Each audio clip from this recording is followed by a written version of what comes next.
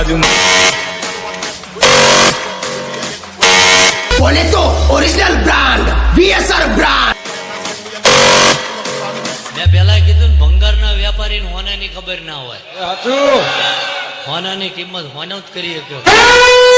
એટલે ઝાલા કાલ વસ્તુ હોય ને ભંગાર થઈ જાય, જૂની થાય, ભંગારિયાને અહીંયા હાલવા જાઓ એટલે અડધી કિંમત ઉપજે.